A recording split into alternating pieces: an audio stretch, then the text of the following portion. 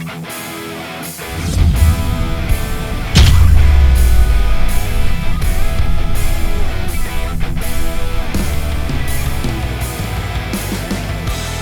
going on, guys? Welcome back to the podcast with me, Evil Eddie, and Ted Czech for Evil and Intoxicated. Here we are. 2016. Wow. Going back a ways. Yeah, and it was actually just my birthday. I went to marketing things. While I was at marketing, there was so many headlines that really put a lot of that news for a little while. When it wasn't there, I don't know what it was. Whether it was Rockstar Stars or Any number of those things. Yeah. It's just the wrong mojo. You know? Just things not aligning. Yeah, who knows? You know, it's an ebb and a flow. You know, it's the peaks and valleys. We're just along for the ride. Well, let me say that 2024. After COVID hit, 2024 is on an amazing start. With that being said, though, we've been doing this podcast for so long, and some things just never change that. Conor McGregor, UFC 303. Now, let me paint a picture for everybody. There's a lot of new fans out there that haven't really experienced the energy, the vibe of what Conor McGregor really brings to the table. You have people out there saying Islam Makhachev is the greatest of all time. Charles Oliveira was the greatest of all time for his little run. Sean Strickland was the greatest of all time. This is the era that we're in, and nobody really got to see some of the amazing athletes that truly built mixed martial arts to what it became, from being called dogfighting, being illegal in New York, not being able to train in France. We've come a very long way. Yeah. So UFC, No holds barred. Remember, they used to call it no holds barred too. NHB. Before it was MMA, it was NHB. The only time you could really say, don't kick a man when he's down, but it was legal back then, right? So yeah, the new era right now, Conor McGregor gets pulled from the card. People are not going to be able to experience that. They're experiencing Conor McGregor headlines, this and that, the Colby Covington, Chael Sonnen kind of thing, but they don't really get the prize at the end of the rainbow to see what made Conor McGregor who he is and why it's special when he has an event. And with this happening, we're going to dive into that. We're going to dive into Anderson Silva, which also goes into this new era and some of the legends out there that have lost the shine in the eyes of some of these newer fans. I would really like to start there. We're also going to be discussing the Karen Reed case, and we're going to need the listeners' help with this one because it's a little fishy, and mixed martial arts fans will understand some bruises that you get from fighting and just falling in your driveway. So we got a lot to discuss. big difference there, yeah. With the motion of where I'm going here, though, Ted, I feel like things are exciting, but are we witnessing the erosion of what mixed martial arts, the UFC, has become when we finally got the respect? For a while, boxing was dying, but now Ted, boxing is on a huge rise. It's alive again. A lot of our legends, Anderson Silva, Tyron Woodley, Mike Tyson, they're all fighting these social media guys. And what happened with Anderson Silva? Greatest of all time. Let's start here. Who is Anderson Silva to you? What made him special? Is he the greatest of all time? And I mean, you could make an argument that he should be on the Mount Rushmore of mixed martial arts, you know, and we could go on all day about, well, should GSP be on there and Fedor and Anderson? You could probably even make Mount Rushmores of different eras within MMA. Maybe that's the way to do it. The most fair, in the most fair way, you know. But yeah, no, Anderson definitely helped build the empire, right? Would you agree that? Oh yeah, Oh yeah. I mean, he had, or does he still have the longest winning streak in the for championship fights. Demetrius for Johnson. championship fights in the UFC? Right. So yeah, I mean his dominance is you can't dispute his dominance.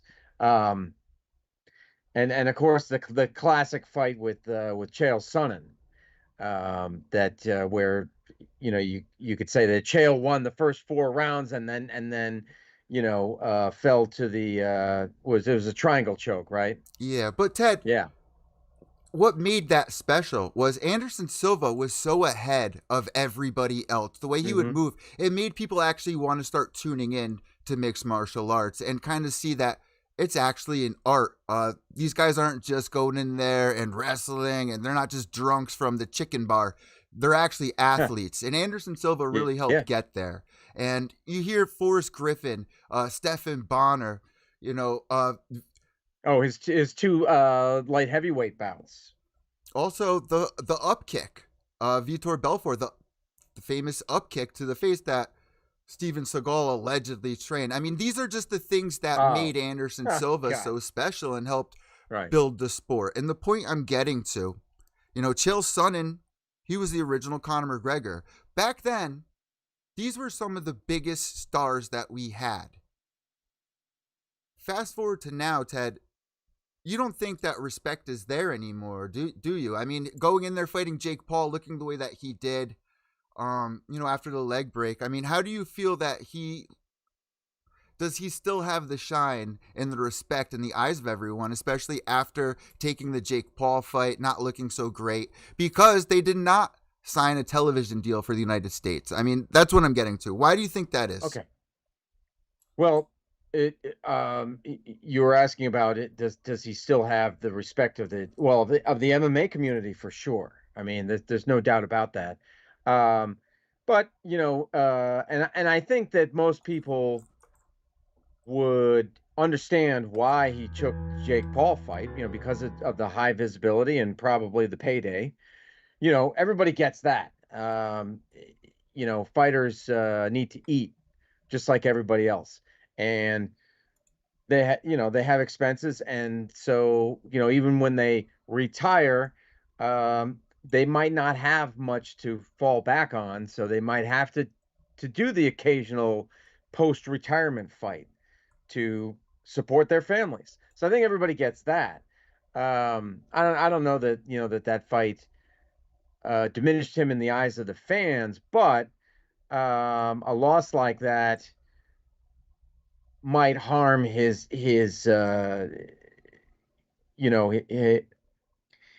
might harm the way that promoters look at him, and the money that he might make following that, and yeah. So you're saying, I'm a little bit shaky on this, but what you're saying is, so he's fighting Chael Sonnen, his old nemesis Chael Sonnen, and Chael apparently was the one who suggested the boxing bout.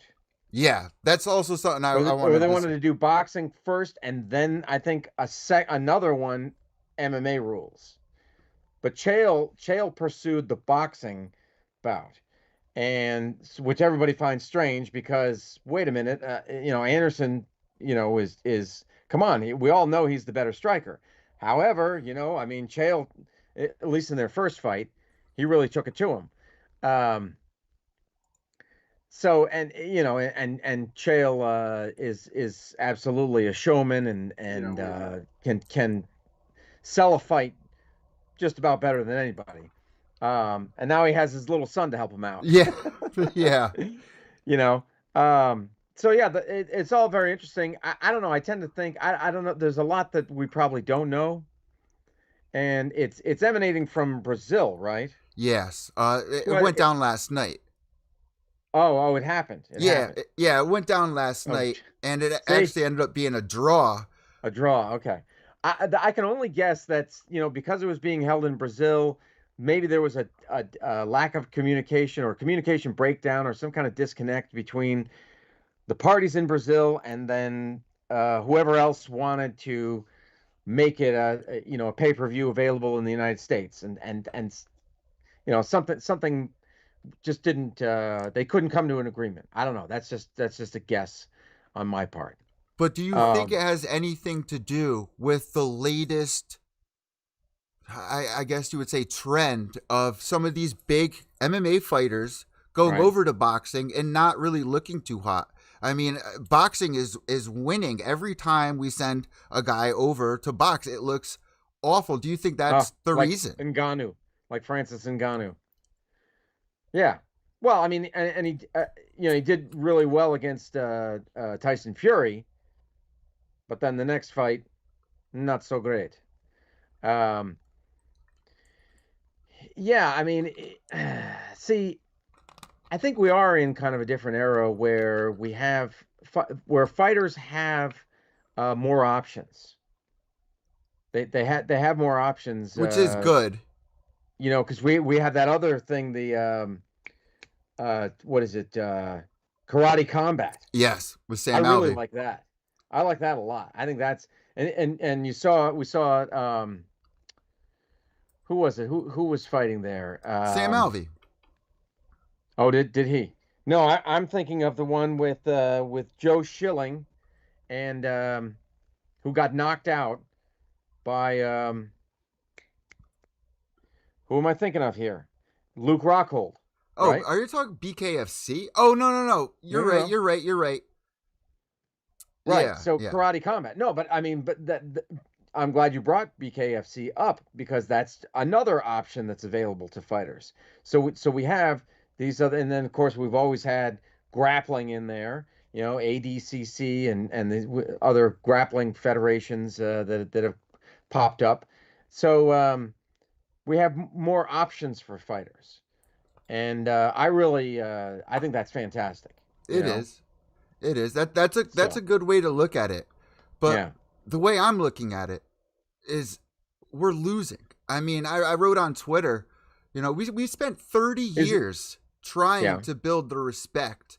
Some of these legends here, MMA icons going to boxing. Why is nobody asking, why haven't we seen boxers coming over to mixed martial arts? They're No, I just, think we know the reason why, Eddie.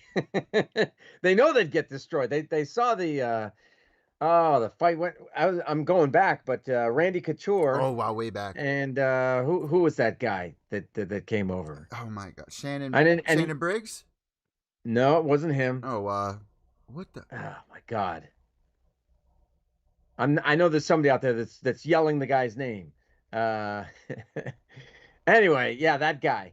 He was he thought he was just gonna absolutely destroy Randy Couture. Um, yeah, he was like James Toney. James Toney. Okay, yeah, he was a very he was a pudgy dude. Apparently he was in shape at one point in his career, but yeah, he kind of his body kind of turned to mush, and Dana White, was like, oh, you want to fight in the UFC? Okay, I'm gonna give you a fight. Similar with Kimbo too, I guess, right? Well, Kimbo in a was, way. yes, Street Fighter Kimbo, right? Who, well, yeah. I mean, we saw what happened there in Elite XC. Who was the guy there? Where they threw the fight, there was no takedowns allowed. The same dude that fought Brock Lesnar. He also was supposed to No, fight Seth. I'm thinking of the Seth Petrozelli fight. Yeah. Yeah, that's the one. It was supposed to be Ken Shamrock. Exactly. Shamrock. Yep. Shamrock allegedly gets a cut above his eye training like 2 days before the fight, and has to pull out. Frank, his younger brother's there, and is like, "I'll take the fight," but Frank was a commentator, so they said, "No, we need you to comment on this fight." So then It was on Petrozelli. CBS too. Jake Shields, Gina Carano, right? So Petrozelli was a 205er and said, "Yeah, I'll take it." And then he was backing up and just hit him just right on the chin. It was more of a jab than anything, just a boop, but it was right on the button, and put his lights out. 14 seconds. And remember 13 seconds. remember they panned to Kimbo's crew. I don't know if it was his son, I think it was, and a whole bunch of his family and friends, and they just couldn't believe it. Could not believe it. Yeah, but anyway, there were so many crazy moments like that. But like, yeah, it's good to reminisce and stuff like that. But like, my point here being, Ted, you know, we just had John Gotti III. He's getting the rematch again against Mayweather. This is not gonna stop. Oh. And like MMA fighters are not realizing. You said, you know, we got the options now. But right. I really think that this needs to stop. I think that it's really hurting some of the legends. It's hurting mixed martial arts as an empire. Nobody wants to. I mean, I don't know. I mean, I think we have. I guess we have not. I guess we have the respect. I think you know we have earned it over the decades. Not enough to get a TV deal in America, though. That's, you know. Just sad. It's just sad.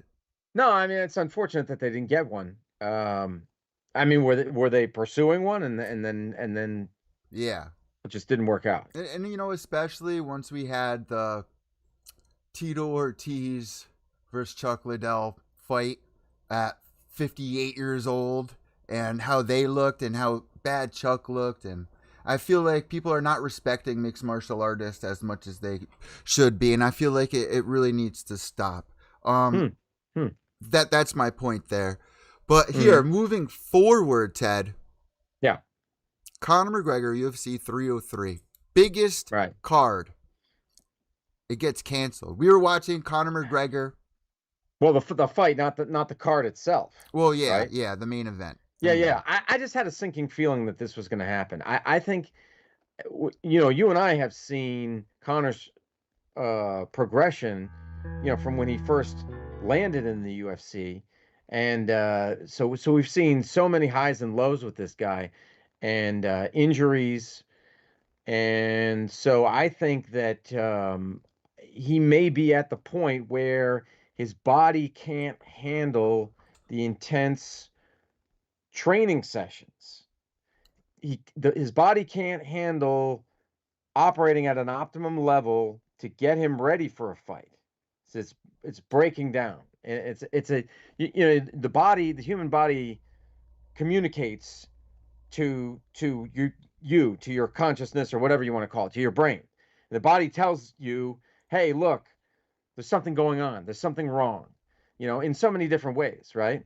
So I don't know. I just had this sinking feeling. I'm like, I just don't think this is going to happen, you know. And lo and behold, he you know, it's just a gut feeling, but lo and behold, he gets injured, and I don't know. I just think that maybe, you know, that his body can't handle it anymore. What do you think? I have a lot to say about this, Ted. We've been watching his workout videos. If you go onto his Twitter, his Instagram, this man looks like he's trying to self-harm himself. He's going in there, the leg that he broke, he's slamming it against these pads. And it's like, their videos are actually like hard to watch, like knowing. Oh, yeah. And after seeing all the injuries we've seen over the years, waiting for an injury to re-break, when I say he's he's trying to put these $1 million doctors that fixed him up, that promised him that he was indestructible. He was really trying to prove that. And I guess we have the answer now. Well, do we know the injury? Like, what is the injury? I don't even, I didn't read what it was. Did you? They've really kept it under wraps. So hush, okay. For people who haven't been following the headlines, there was supposed to be a press conference over in Dublin, Ireland. They, last minute, called Michael Chandler, who's ready to go over there. Biggest payday of his life, right? Red panty night. Oh, I'm sure. Red panty night, yeah. Michael Chandler has been going to WWE, Conor McGregor, you know, doing all these promos. Wade, it's a big dream. Oh man, I feel bad for the guy.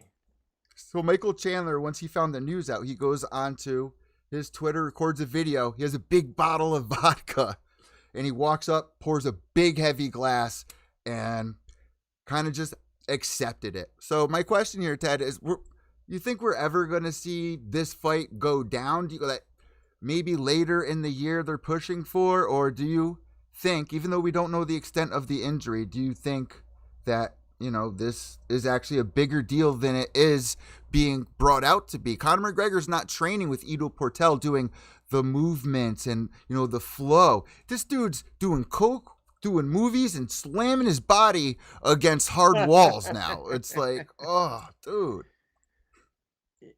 Yeah, he lives fast, that guy. Still, I mean, man, I don't know. I think it's just his personality. His personality dictates that he needs to act that way. I mean, wow. I don't know. We've seen so much of Conor, just seen him go through so much. Um, I don't know. I question um whether he has the fire in the belly anymore. You know what I mean? Whether he has the motivation to do it. I don't know. Tell me I this remember then. the last fight he had, that I think it was the Poirier fight where he got injured. He just wasn't the same Conor in the build up to the fight. The brash, outspoken guy who's throwing insults. He was very toned down and reserved. A shadow of his former self. Yeah. Just it's like, who is this guy who's masquerading as Conor McGregor? Because it was just such a 180 as far as his personality. I mean, it could be too early to put all of that on, but by the looks of it, that is how it feels. But let's not forget he had the fight with Cowboy, and he wasn't doing the BS talk, and he knocked him out with his elbow, which was pretty impressive. I think Or was it his shoulder? His shoulder. The shoulder. Yeah. Man, yeah. And you got to remember, this is such a high level that Conor has not been active. What they do in boxing are warm-up fights. Conor McGregor's in comeback fight Michael Chandler, who's just, fuming to get in there, staying active. Right, I just think it's still stupid. We're making the same mistakes, Ted. Yeah, tune-up. No tune-up fights. Why do you think that is? They have to start doing that if they want to have these big name fighters, last longer than what they have been doing. Bringing back Ronda Rousey to fight a man, they just keep doing it. Well, I think Dana White prides himself on that there are no easy fights in the UFC. So I think that's part of his plan to solidify the UFC as a legitimate sport, as a sport that doesn't cut corners or give fighters anything on a silver platter, really. I wouldn't be mad at Dana you have to work for. After seeing, his leg be broken in half to, kind of get his bearings back. I don't think anyone would be mad about it. I think it's something that definitely needs to change. And the UFC has released something on, I think it's the Roku channel. It's like behind the scenes, Ted, of what they do, like Hunter Campbell and what actually goes down behind the scenes trying to keep up with it. And it's actually really interesting. But the thing is, what are some other things that you would like to see change in mixed martial arts? The fighters aren't doing hard sparring anymore, which is good. But we still have a huge judging problem. The judging issue is still a huge problem. The judging, the reffing. I was watching another fight today. It was so just to continue on a little bit with 303. So we know that the new main event is Pahea versus Prochaska. And so I was watching the first fight. The UFC released on their YouTube channel the first fight between the two of them. I love them. And that was an early stoppage. I mean, Joe Rogan saying it. I thought it as soon as I saw it. So what happened in that fight for people who may not have seen? You just rewatched it? Yeah. The ending. I mean, Pahea hit him with like a left and a right standing, and Prohaska falls to the ground, and he's I'm trying to think. I think he was hitting him with some elbows. Was it early in the fight, like first round, or? No, I think it went a few rounds. Okay. And I think Prohaska, I don't think he was hitting him with elbows on the ground, but I think Prohaska was kind of still defending, if I remember correctly. So it's a good fight to run back for sure when you have situations like that. Yes. See, because first I had thought I heard that it was Jamahal or Jamal. Yeah, Jamahal. I like to say Jamahal because he's got an extra A in there. Jamahal Hill. I thought he was going to rematch Pahea, but no, it's Prohaska, and I see why. Because that fight was I think widely considered an early stoppage. I love that they're bringing another big star that just won at UFC 300. I mean, what would be another fight that you thought could replace, Conor McGregor? I mean, nothing really replaces Conor McGregor. This is like the closest thing, and actually has a reason to hold the event with interest. Yeah. Like, what were other fights that you wanted to see happen? I mean, it would definitely have to be a title fight of some, one of the titles. The female BMF title that's never going to happen. BMF, yeah. Yeah, the female BMF, right? Oh, female BMF. They're not doing it. I don't know about that. But it would have to be a title fight in one of the weight classes. That would. I mean, you kind of have to if you're gonna, the numbered events, which we only get one a month. Those are the big ones. So I don't know have they figured out the middleweight situation there? They figured out. Well, the other, what do you mean for?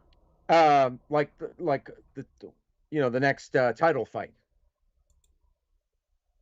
I don't think so. I thought it was going to be the long-awaited fight between Duplessis and Adesanya. I don't think nobody's really been showing any respect for Duplessis as a champion for some reason. I don't think they figured that out. I think Israel Adesanya was going to be fighting somebody else, and I just can't think of who they were looking at. But, I wanted to see John Jones get in there. We're still waiting for John Jones to come back and do something spectacular. Yeah, this is the best way to go about it. But still, Conor McGregor, is he going to return, Ted? Is he going to return by the end of the year? I mean, I think of another is that what fighter. They're saying right now? They're saying like the fall or late fall? Yeah. They're So it's a fairly serious injury then. If it's going to take that long. Well, think about other fighters that have had serious injuries like that. Have we really seen anyone make a full recovery and shine like nothing ever happened, I mean, I don't think Anderson Silva was ever the same. I mean, arm break is a little different. The leg, that's big. When Anderson Silva broke his ankle versus Chris Weidman, then it happened to Weidman, right? Yeah, and he hasn't been the same. Noodle leg. Call him noodle leg because it's. Hey, I've done it, right? Not quite like that. Yeah. I broke my ankle. I broke my right ankle. Shattered it. Oof. Just years ago. It bothers me because, just imagine looking down. I watch skateboarding videos, looking down your thing, yeah. How do you even mentally recover from that? And Conor McGregor's throwing himself into walls. And he's crazy, and he just wants to prove it. I guess that beyond a shadow of a doubt that he's healed, and he's just so extreme. The guy doesn't do anything halfway. It's sad. Doesn't matter what it is. It's sad. So would you agree with me that this might be the end of Conor McGregor? Could it be that serious? I mean, think about, usually they don't cancel press conferences. We've had press conferences without the opponents there. So it had to have been pretty serious, for them to immediately know that Conor was definitely not going to be able to fight. So if it is his leg, ankle, whatever, that's what I was going to say. They immediately knew that don't even bother coming to the presser. Like, it has to be serious. Yeah. Well, I'm just kind of spitballing here, but maybe then he just makes the transition to boxing if he still wants to fight. You know what I mean? I get, and he can't kick. Although he's still going to need his movement. He's still going to need his feet. Conor BKFC, huh? This is the big plan. Maybe BKFC. I'd be down for that. I'd be down for that. Well, first Dana White has to acquire it. Well, they didn't they acquire it? Conor McGregor. No. What do you? I don't think so. So Conor McGregor just announced. Conor owns a little piece of it. But he went in with Dana, so the UFC actually is now a partner with BKFC. That's what happened. Is that right? Yeah, that's what happened. Dana, I thought David Feldman turned them down. But Conor, as his own businessman, bought a little piece of it. No, I'm wrong. That's what they were doing, but the UFC is behind it to get on board. Let's see. UFC Conor McGregor announces his new partnership. This happened back in May. I mean, this is pretty new. Right. In April 2023, McGregor showed up at BKFC 41 holding a BKFC belt. He entered the square circle. Doesn't say. But I heard that, from what I understood, the full length for Conor to be able to do that as a UFC athlete, Conor and Dana had to talk. And Dana seeing the success of BKFC and how well they've been doing. Who thought BKFC would be doing as good as they are? Bellator, PFL, they can't pull off anything. Even when they try doing kickboxing in the middle of things. But BKFC, it's alive. And Conor coming, right. I think. They caught Dana's attention. I thought, let's see if we can get to the bottom of this, but I thought that Conor was operating as an independent businessman, separate from the UFC, totally independent of the UFC. And that's how he got involved in BKFC. I don't know. Cause he, do you remember years ago? I'm looking it up, but yeah, he said that he wanted to be an owner of the UFC. Remember that? Remember he said he wanted Dana to make him a partner or whatever, and the UFC would never do it. Well, Conor thought that if he kept winning and he kept getting belts and everything like that, he would elevate himself to such a level that the UFC would be unable to say no to him when he said, okay, don't pay me in dollars, pay me in ownership. I remember when he was going back he after the fights. He wanted a real piece. He kind of does have it with the whiskey. UFC having pay-per-views brought to you by Conor's little company. I think that's Conor's dream, though,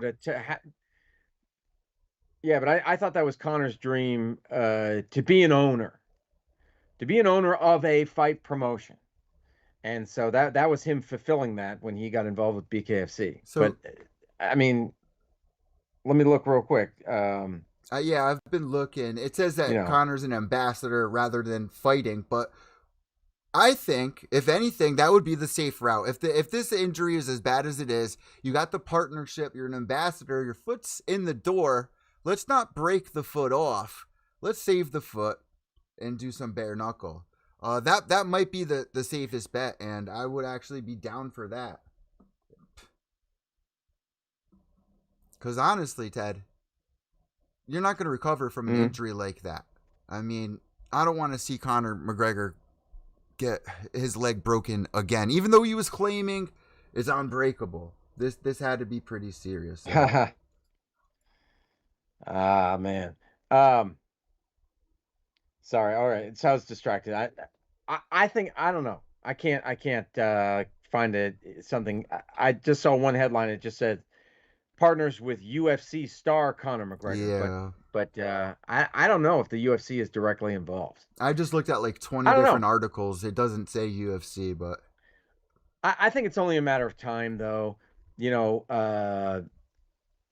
I mean, I can't see inside David Feldman's head, but you know, if he were to continue the ascent and you know build the company up more and so therefore there's an increased valuation in the company, and then he might you know decide to sell it and stay on you know in some capacity.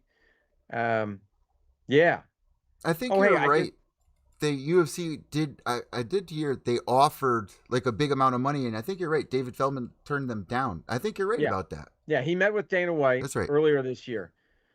But hey, speaking of like just real quick on this topic that I want to talk to you about. So, you know, we know the UFC and the WWE are owned by the same company, this TKO, whatever, this Yeah, company. they're sharing the Apex. They Right, that's what I want to talk to you about. So the Apex is that small arena that is it part of their headquarters? It's part of their complex, right? uh, the Or is it way separate? I've always thought of it, it's like the place where they do the Ultimate Fighter fights, right? Right. Yeah, Right. So maybe it's a separate warehouse, not connected with their HQ, but it's in Las Vegas. So they started using it for fights during COVID, and it was you know I don't know how many people they let in there, just like a couple dozen or whatever, you know, like not many people at all. And then they since then they've used it and they've the crowd seems to have beefed up a little bit. But WWE comes in there and puts on a show, and they brought all their own shit.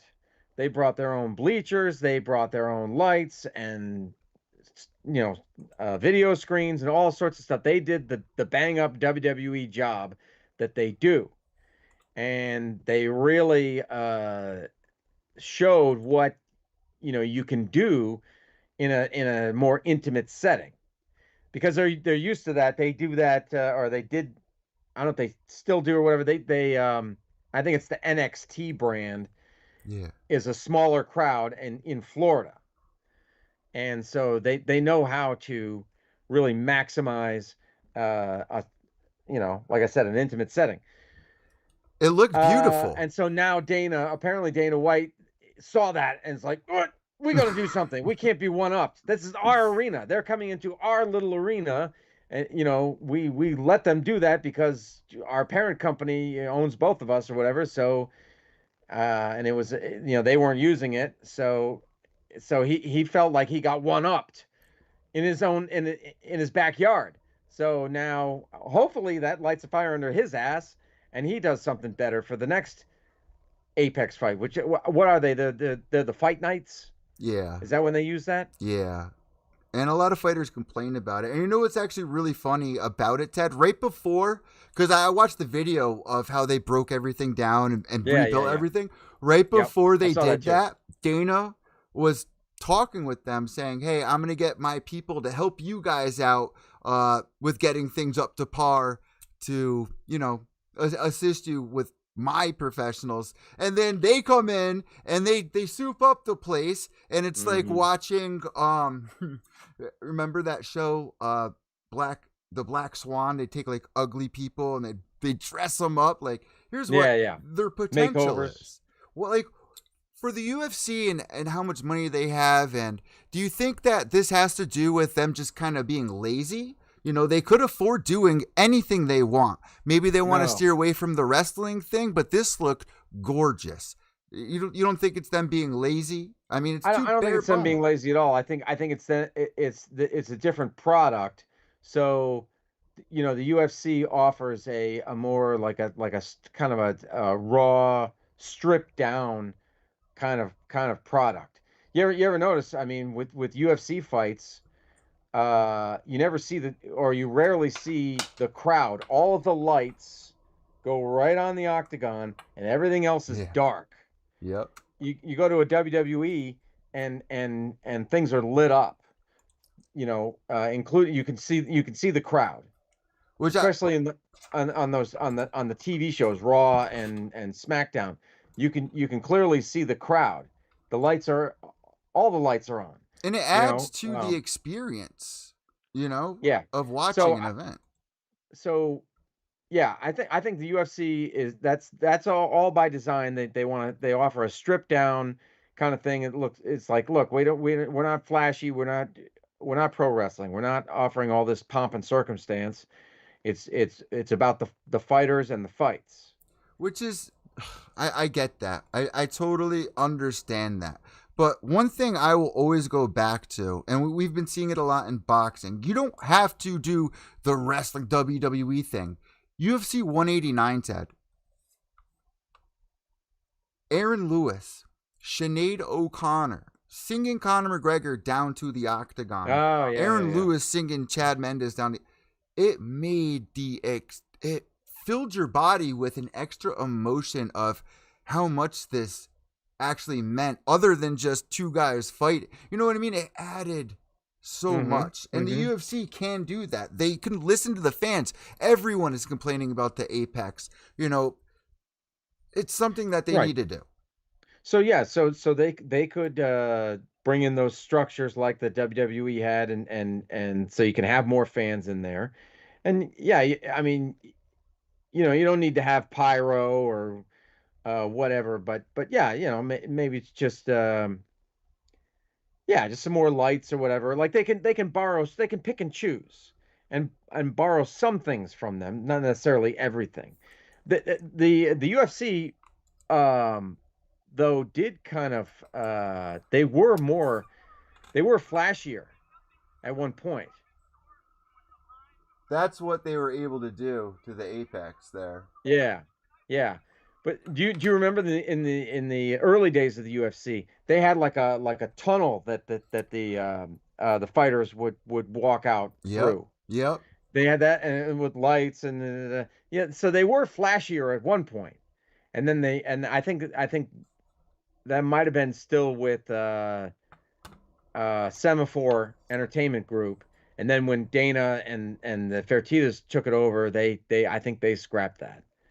This is why it's important to have OG journalists that have been around to understand where the organization's head has been at, and what they are strict about. Because it's easy for fans and other journalists to be like, do this, do that, do this. But Ted, you're reminding us, like, it isn't about that. It's about the ultimate fighter that we're trying to find out. And the way that the UFC is, now that you say that, Ted, I do like that. But I mean, Apex, they've had great success. I like what you were talking about with Sinead O'Connor and Yeah. Aaron Lewis, right? Like that was a hit. The miss was, do you remember Chuck Liddell? Who was he fighting? He was either fighting Randy Couture or Tito Ortiz, one of those, and they had Mask from the Tap Out crew. Pop up on yeah. He popped out on the screen, and he's hyping. He's trying to hype up Chuck Liddell. Oh, he's intolerant. Wow. Intolerant? What? He's an assassin. He's this. He's that. He's the Iceman. And it came off. It was shitty. It was shit. So there's been hits and there's been misses, but at least they've, yeah. I think there's more they can do. I think there's more they can do in terms of the show. And I mean, does Dana White still play Baba O'Reilly at the beginning? That's kind of tired. Teenage Wasteland.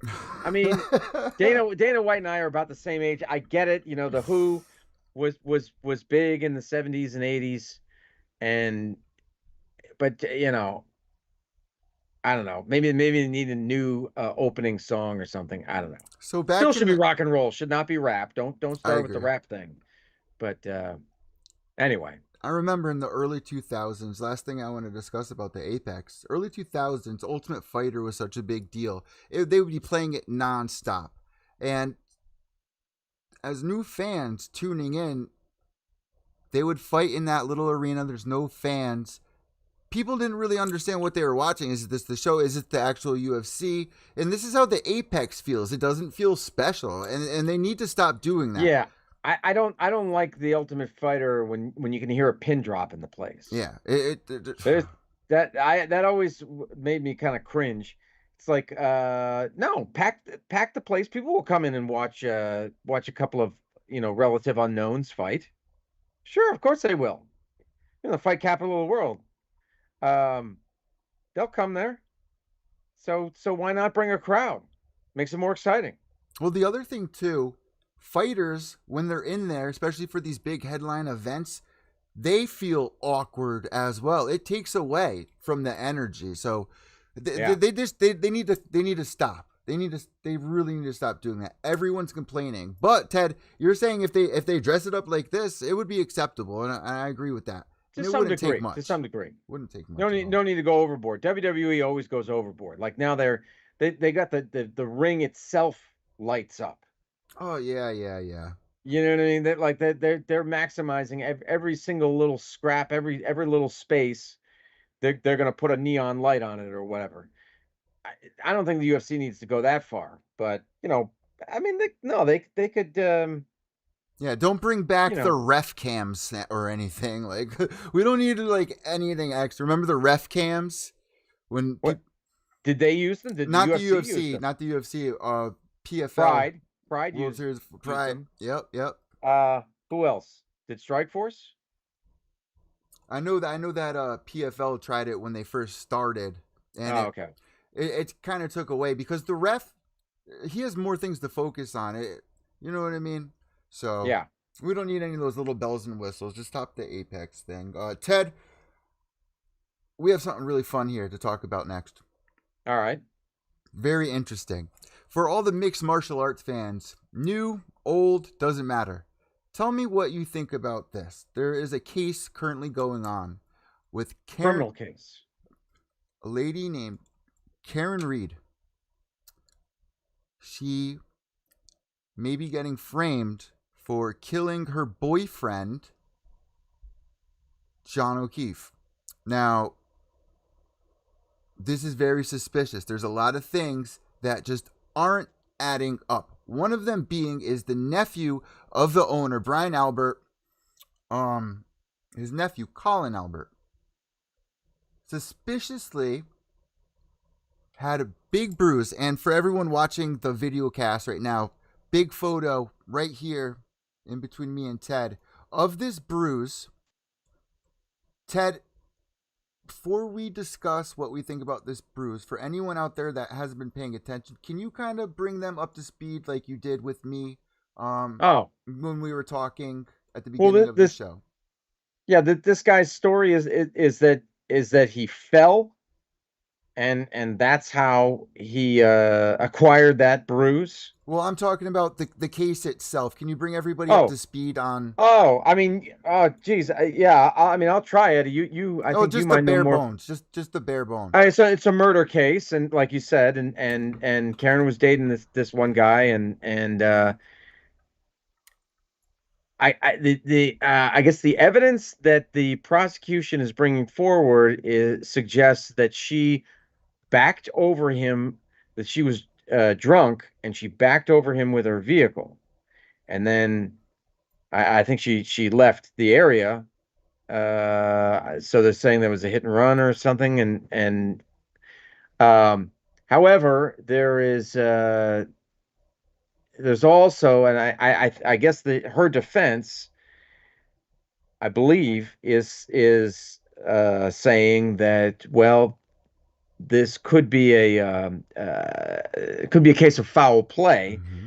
that there was some type of whether there's a number of individuals, law enforcement individuals who were familiar with the victim, the guy, um, both on the local, state, and possibly the federal level, that conspired to, at the very least, cover up his death, the circumstances of his death. So it's very there's a lot of fishy, suspicious kind of conspiracy things going around, and yeah, I mean that's I guess that's as much as kind of I know. I really have not Perfect. been Perfect. following it as well as other people. No, that was perfect. And as you're talking about it, everyone can see some of the photos that are being brought up. His body, he had scratches down his arm that looked like dog bites. Um, this was right outside of their house in the driveway. There were 4, 8, 9, 10, 11 people in the house that night on January 29th, Hmm. 2022. So was it a like a small party? It was a small party. They were at the bar. They were going back to the house. None of them apparently slept that night either. There was a lot of suspicious things that happened. One of them being, here's what I think happened, and this gets into the hand and the bruise on Colin. I believe that the uncle and the nephew had an altercation with O'Keefe, and what happened was got into a fight. They both beat him up. The dog then attacked him, and then he fell, hit his head. It's snowing outside, and they left him out there to die. We've seen fighters die before from bad punches, illegal blows. Imagine two guys coming at you. You're drunk. A dog attacking you. Ted, how much do you think it would take to actually kill a man? I mean, do you think backing into somebody or in a driveway and you just back into them would cause scratches down the person's arm and bruising? Yeah, I guess it would depend on the forensics. You know, the autopsy.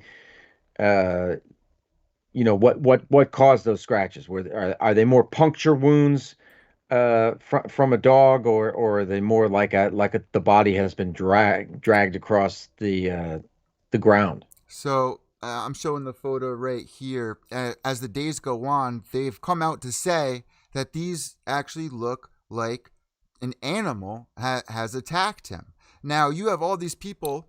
I think they'd be able to determine that too, because you know there'd probably be some saliva from the animal that would be in the wound or on the skin. So one would hope that they tested for that. Somebody came out and dropped a text saying that after he was beaten up and attacked, he started to convulse and start vomiting. Ted, you've been covering mixed martial arts, and you've seen a lot of cases of foul play. I'm a former crime reporter too. That was my profession for 25 years. So, what do you think about this? Because you have a lot of people that have been caught lying. The officers all conspiring with one another. Colin lying on the stand saying, I've never been in a fight before in my life. I don't even have social media. It's brought to light. There's videos of him in the high school having fights in the bathrooms. He's a violent kid. He's a big drinker. So this gets me to the hand. Now, Ted, this is really interesting. What would happen when you trip and fall? I want the listeners to think. You're outside. You're walking down the driveway. It's icy.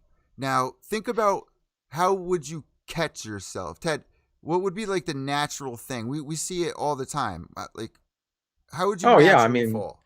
I think we can all think back to when we were kids, and you maybe you're running on asphalt or whatever, and you slip on some gravel. Well, it's just a natural, it's just human instinct to stretch your hands out and catch yourself. I could like re-feel the trauma of those. Yeah, yeah. Did that bring it back to you? Oh yeah. Yeah. Oh yeah. We've all been there. I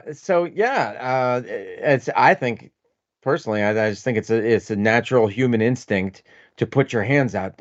I don't know of anybody that would attempt to catch themselves with their knuckles on the ground.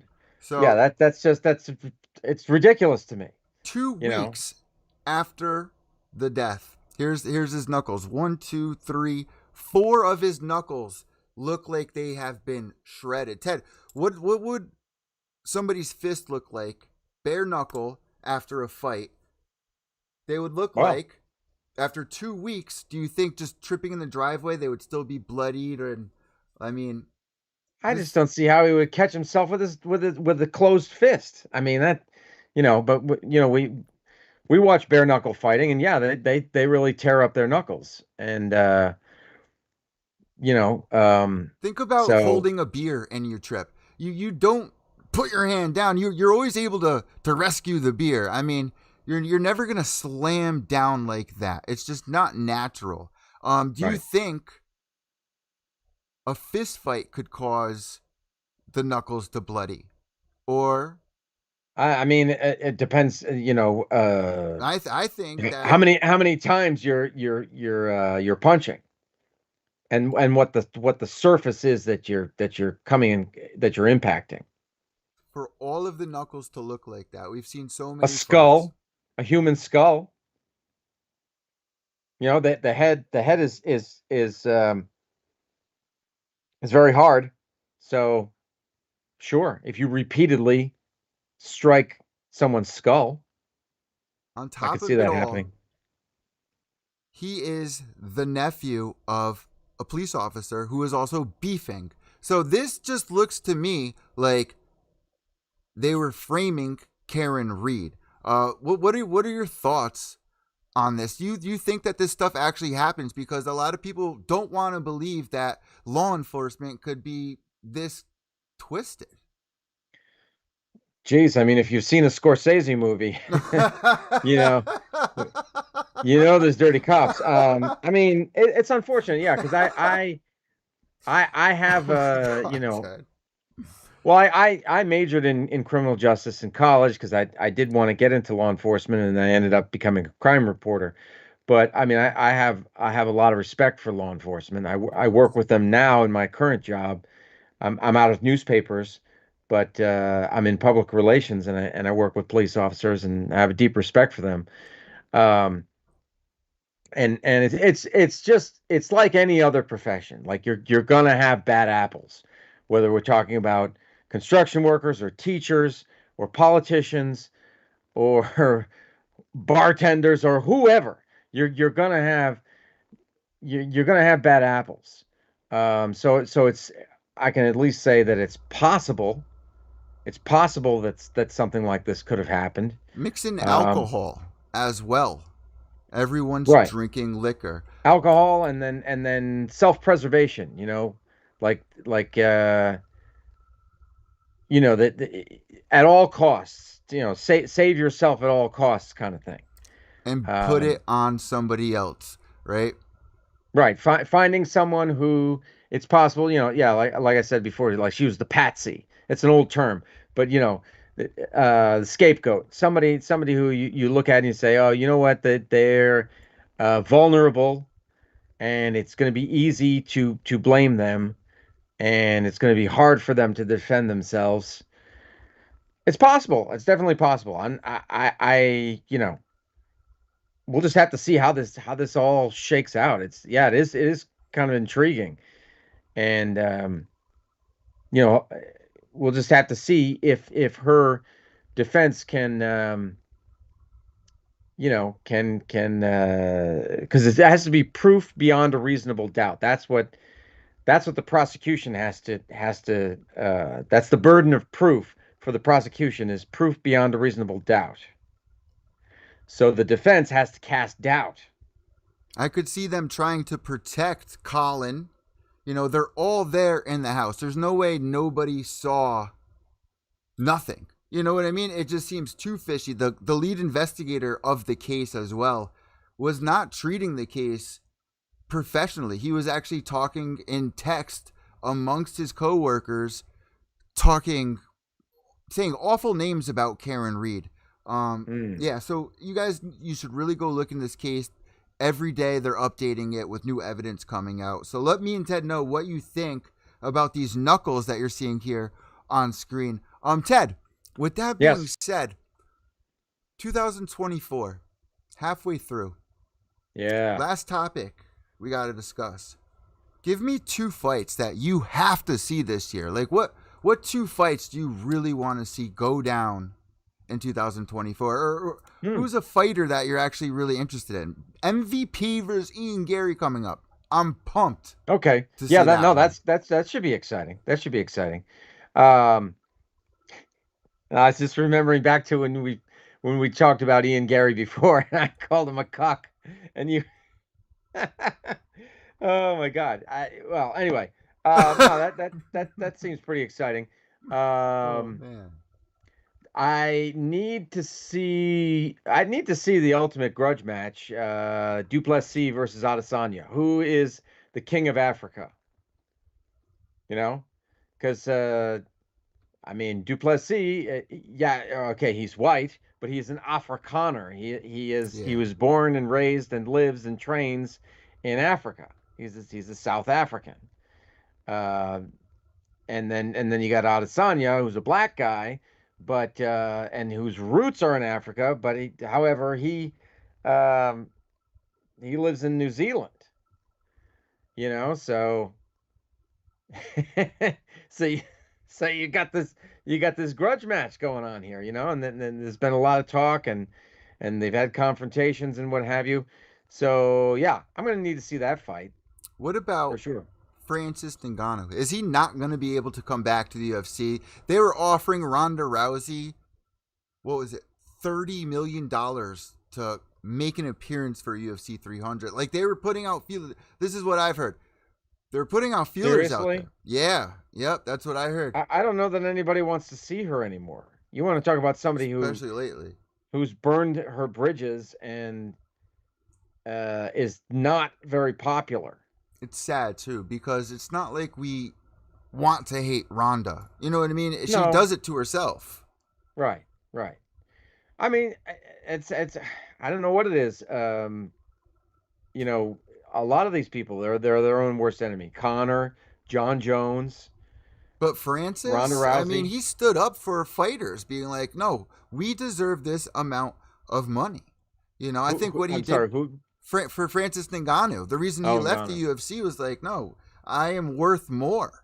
You know, now with this boxing loss, doesn't look good. Once again, boxing screwing everything up. Eddie. I mean, there's Ngannou though. You know, I mean, he and who knows? Maybe he'll Jones Francis. I mean, I think Ngannou, you know, because of his reputation as such a heavy hitter. He went right into the deep end. The guy didn't. His first boxing fight was against Tyson Fury. Wild, right? Yeah, wild. So, yeah, like you talk about tune-up fights, and that's usually the way it goes with boxing. That's why guys get, you know, 25-0, 30-0, 35-0, 40-0, because they're you know when they, you know, tomato cans are they're just crushing tomato cans for at least the first half of their career. That's how boxing works, right? Right. So why didn't it work that way with Ngannou? Why did he get thrown into the deep end? Because I guess that was, I don't know. I guess the money was there, and I don't know. He couldn't refuse it. They're loving it. Boxing fans are loving it. And then he was confident from the way that the Fury fight went. He was confident. Yeah, I can take on. It was Anthony Joshua, right? Yeah. Ted. Yeah. Islam Makhachev. What about him? Are you invested in him? Do you believe he could be somebody that could defend the title, actually be a big superstar? I mean, what he did against Dustin, I was actually blown away. Yeah. Oh, did we talk about the pound for pound thing? We never talked about pound for pound. John Jones, pound for pound, right? Right. Dana White saying John Jones. Bring everybody up on this one here, Ted. Yeah. So let me put you full screen here. Dana White was what was it? It was a press conference, and one of the reporters says, "How do you feel about Islam Makhachev being pound for pound number one?" And I forget what there was more to the question than that, I think, but Dana White said that John Jones is unequivocally pound for pound, the best fighter in the world. Anybody who thinks he isn't is crazy. So I think Dana White kind of got the pound for pound thing a little bit screwed up. What? So define he's pound for pound. He's right, but he's right and then he's wrong. I think it's the way that I did a video on this on my channel, but I think he's right and then Ted, he's wrong. redo it right now. Bring us up to speed here, Ted. Okay. All right. So let me see if I can get this right. So pound for pound means all things equal, who is the better fighter? So in other words, you have Islam Makhachev, who's a 155er, right? And you have John Jones, who's a heavyweight now, formerly a light heavyweight. So you take a look at Islam's striking. Is his striking better than John Jones's striking? Is his grappling better than John Jones's grappling? Or you could even look at it like, if Islam Makhachev was 235, 240 pounds, would he, with his skill set, be able to beat John Jones and John Jones's skill set? Francis Ngannou at 155 pounds, would he be? Or yeah. Can you imagine? Mini Ngannou. Oh my God, man. So yeah, that I think is that's my understanding of the definition of pound for pound. So would Islam at heavyweight be pound? What are your thoughts here? Oh, you want me to? Okay. Well, let me just explain the rest of it, because Dana White said. I'm gonna grab a soda really quick, Ted, out the fridge. So bring everybody up. Okay. So Dana White said that if you put John Jones in a room with anybody else, so that's why I said Dana White got that part wrong, the pound for pound part. But what he got right was, he said, if you put anybody in the room with John Jones walks out. So that's not pound for pound, as far as I understand it. That just means he's the baddest MFer on the planet. That doesn't mean pound for pound he's the best. And there was another example that Dana gave. He said, well, John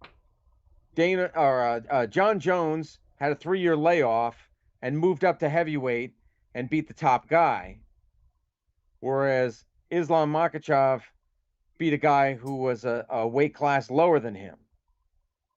So therefore, look at that. What do you think of that?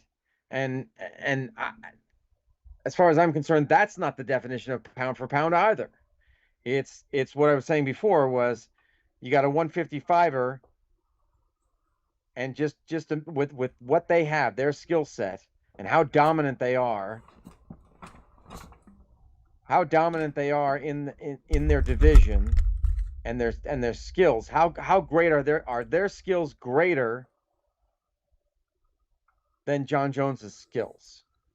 Is Islam Makhachev's is his skill set better in relation to the fighters that he's fought? Is his skill set better than John Jones's? And he also said John Jones never lost a fight. That's not exactly true. Oh, Ted. Well, he's got an official loss because he gave a 10-6 elbow to Luke Skywalker, Matt Hamill. Right. Right. And I would say that he lost the first fight against Alexander Gustafsson. Ooh. Amazing fight for anybody out there that's never seen that fight. You want to see a classic fight. You want to see a tremendous, amazing fight. What a champion should have to go through to call himself a champion. Gustafsson took it to him on the feet, turned his face into hamburger. John Jones and is probably the only guy to date to ever take John Jones down repeatedly in a fight. That shit was wild. Right. Repeatedly took him down at least probably 3 times. Not in the second fight, though. John Jones came back in the second fight, but yeah, that fight. We know the takedowns. A lot of times you don't think that they count for a lot, and then, gosh darn it, they do count for a lot. You know what I mean? It's like you can save a round by getting a takedown, and then not doing shit with it. It seems, in the judges' eyes. So I don't know.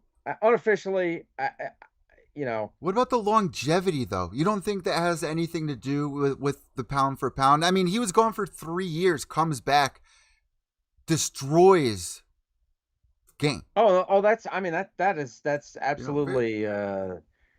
Athletic ability. so how do you That's define a fighter like John Jones if he's not pound for pound, if he's not greatest of all? Like, where would he fall? Because there's no one that really matches like that. well. That's a flawless career. Well, 19 let years me let youngest me champion, still doing it. well let me throw this in there, Eddie. What about all of the doping? What about the steroids? We were talking about how 303 is we're going to have a different main event because of Conor's injury. Yeah. But John Jones was supposed to be on UFC 200, Oh wow, yeah. right? Mm-hmm. Right? It was Jones against DC Cormier, right? Yeah. picogram, And and then he got busted for steroids. a And he did the picogram. old I didn't know it, and they had two samples and they tested one and it was positive, and they tested the second one and it was positive as well. It's all that horse meat these fighters eat, you know? Yeah, horse Overeem. Yeah. Frickin' Ubereem and his horse meat. Yeah, so Well, Ted, let me ask you this though. but let me ask you, Okay, Eddie. my bad, my bad. No, but do the steroids, does that put an asterisk next to his name, just like Barry Bonds, Sammy Sosa, and Mark McGuire in Major League Baseball? Those guys are probably never going to get into the Hall of Fame because they juiced when they were hitting home runs That was like so crazy. exciting. Remember that? Remember Yeah. watching, Sammy Sosa? That was so exciting. Ted, check this out. Matter of fact, 1961 was the year, Ted. 1961. Roger Maris, the man right there, Mickey Mantle. Mickey Mantle, yeah. One of the greatest stories ever, trying to beat Babe Ruth's record up until Mark McGuire, Sammy Sosa with the steroids. Now look at Roger Maris. There's no steroids there.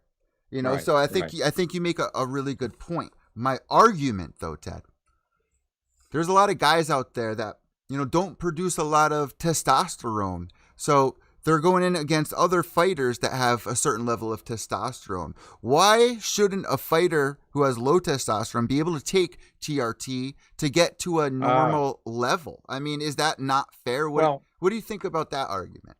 Well, it was my understanding, back when before before the UFC hired USADA, The you TRT? could get an exemption from your doctor. But what my understanding what was happening was that fighters would get on steroids, right? Now, steroids naturally bring down they prevent the body from producing testosterone naturally. So you come to your body comes to depend on the steroids for your testosterone Well, it's like an levels. opiate addiction in a way. Okay. Your So body's once not so now so so they would creating get that on this chemical. they get on the steroids, right? And your natural testosterone drops, and then your estrogen level elevates. So that's why you get the bitch Titties! tits. Yeah. You get the bitch tits, or the gynecomastia is the medical term. But so they would get off the steroids and then go to their doctor and say, "Hey doc, I got low T. What can you do for me?" "Oh, I'm going to put you on TRT, son." And so then they'd say, "Well, my doctor prescribed it, so I'm okay." They gamed the system. A lot of fighters. I don't know about all of them, but I mean, if you have I mean, generally speaking, a fighter in their prime, in their mid 20s to even their early 30s or whatever, their T levels should be high. If not, then there's something else going on. So they should naturally have high testosterone, just because of things like working out that boosts your testosterone. You can take other over the counter vitamins supplements that are But legal. it's also dangerous because a lot of, remember back in the day, they would mix these things from GMC in big barrels, Ted, where they would also be mixing other steroids in. So little pieces of other steroids get mixed into that, so it's a dirty thing. I just feel like, if you are to take something, if your level's low, I think that would be a fair case. And you're looking at fighters now. Look at Jose Aldo. He looks insanely ripped for his age right now. Last night, what was his name? Da Silva. Dude's like 40, 41 years old, and he looks absolutely jacked all of a sudden. Do you think these fighters now without USADA, do you think, do you know of anything that changed? Like now that USADA's gone, are they allowed? Well, there's another. They have another group that the UFC has another group that they're using, right? Or is it more in house? I'm not too sure. Okay, they're definitely being tested, but then Right. we're seeing photos of the bitch tits and stuff like that. Like I feel like fighters recently without USADA, I feel like there's definitely more leniency. They're not looking for picograms and stuff. So. But your argument here was John Jones pound for pound, the steroids tainting, right? So he can't be considered the greatest of all time, but he's also not your pound for pound. So Dana's argument, John Jones pound for pound, Islam Makhachev, who is your pound for pound, Ted? I don't know. I don't like the pound for pound thing. I don't like it at all because it has to do with imagining. It has to do with your imagination. It has to do with speculation. Yeah. If all things being equal, who's the better fighter? Well, things aren't equal. Things aren't equal. Islam Makhachev is a little guy. He's 155. John Jones is a heavyweight. Well, so things aren't equal. So isn't we can more impressive for a guy to go up in weight and destroy a heavyweight in seconds rather than, Islam moving down a weight class and beating a champ? Like, which one's more impressive? No, I mean, oh, clearly, yeah. The John Jones thing is more impressive. Yeah, for sure. Yeah. No, I mean, you can't deny that. I don't know. It's tough. I don't. Show me Francis Ngannou at 155, and then we'll go from there. That's just it. See, we can't. That's why we have weight classes.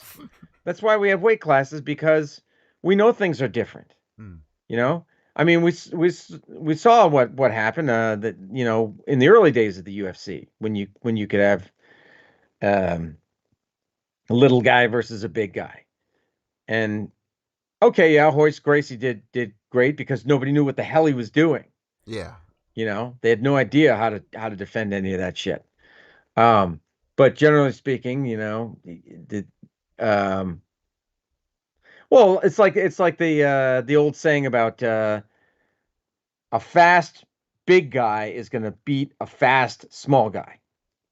A fast like a big man who is agile, who has agility and balance and all that. He's going to be a fast small. Okay. He's going to beat a fast small guy. Of course. I mean, if you can have a fast small guy and a lumbering, uncoordinated big guy, and yeah, the small guy might do all right, but if you have a big guy who's just as fast as the little guy, the big guy's going to win more times than not.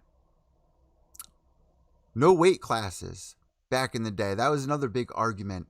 Seeing all these big fighters, little fighters. You're right, Ted.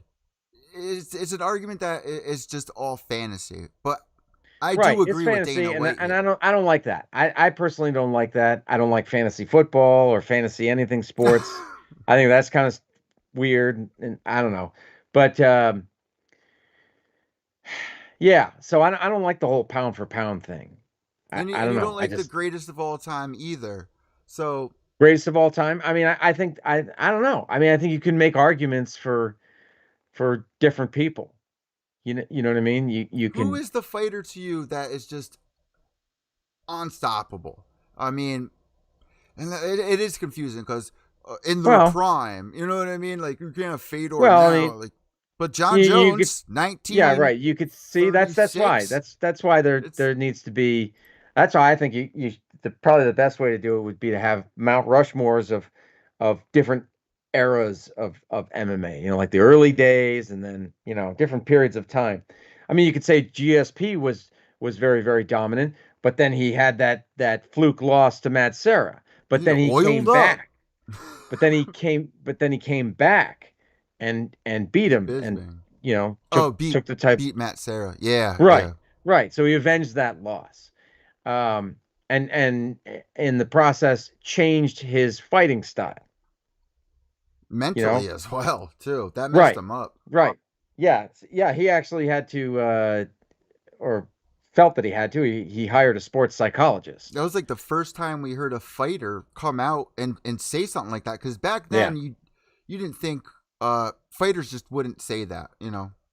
yeah. Wouldn't want to admit something like that, but yeah. So you make the argument for GSP. You could make the argument for Fedor. Do Um, you really believe Fedor is as good as you know?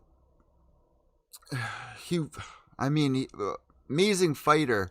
But Dana always comes out with this argument of the fighters and the Russians setting things up and was he really that good? This and that. I mean, there are a couple of amazing fights, but we never got to see him in the UFC. Does that take no. away anything from you or no? I mean, I mean, Fabio Maldonado, UFC fighter, fight him in that fight. Or remember when Fedor returned, Fabio Maldonado just pieced him up, and then somehow, uh, you know what I mean? Like, yeah, that's a tough one. I mean, because he beat some former UFC guys, right? yep. He beat, let's see, I'm Like, just going off the top of my head here. Kevin Randleman, who was a former UFC champion. I mean, he beat later on. He beat didn't beat Andre Verdum. Arlovsky, huh? Didn't beat Verdum though. Right? Didn't Verdum beat him? Yeah, Yeah, yeah. that was that With the was arm, right? that was his first loss after Yep. his unbeaten streak. He had one loss, I think, in Rings Fighting Network before he even got to Pride. I don't know that he ever lost in Pride, and then he got over here and he was fighting in the United States and he lost to Verdum. Built different though. He's another Right. So guy you can make like. the argument for Fedor. You could this. It's just so tough. It's What so about tough to Matt? say. Oh my god, why am I drawing a blank? Matt. What the UFC champ? Matt. He got hit by the train. Why am I drawing the blank? Yeah. Matt. He got hit by the train. Yes. Matt. Oh my God. Why am I drawing this blank, Ted? Ah, me too now. Like what? Like what the? This should be like we should know Matt this. Hughes. Matt Hughes. Matt Matt Hughes. Hughes. I was thinking Sarah. We were just Matt talking about Hughes Matt was Sarah. very dominant. Yeah.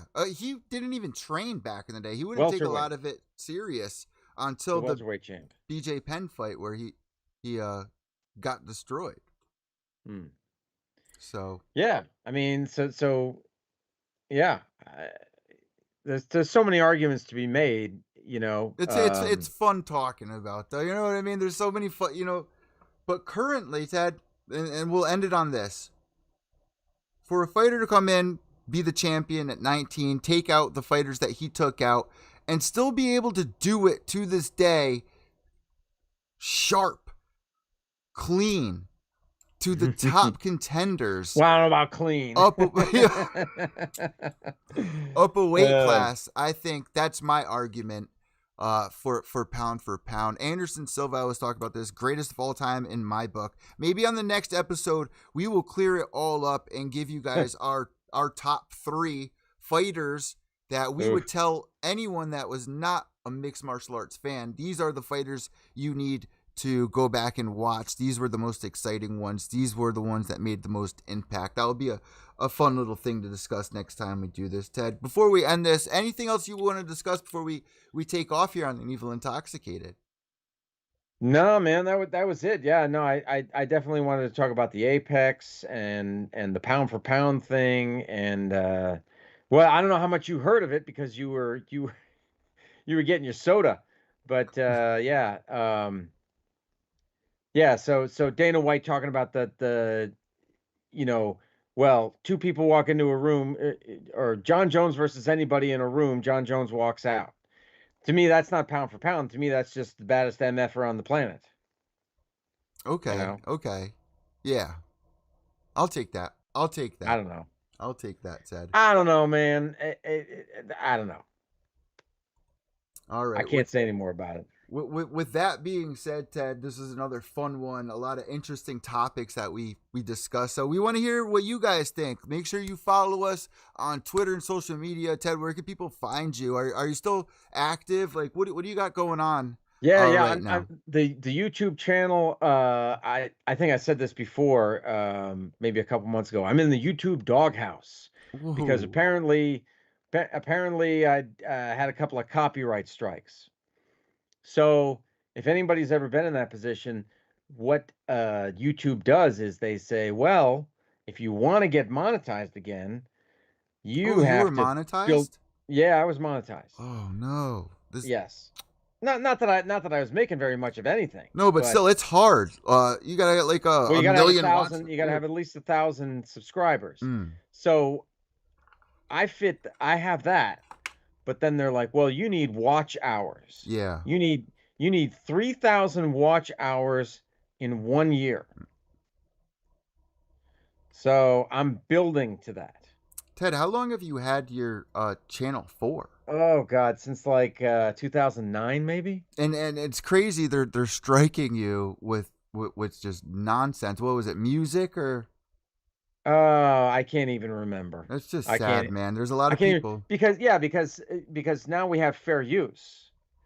You know, if we're doing something and it's for educational purposes, Mm, educational, instructional, whatever purposes, like that's why if I show a video now on my channel, I'll have my face, I'll have me in like a postage stamp mm. in the lower right hand corner, and I'll be discussing something. So I'm giving my opinion, and it's for educational purposes.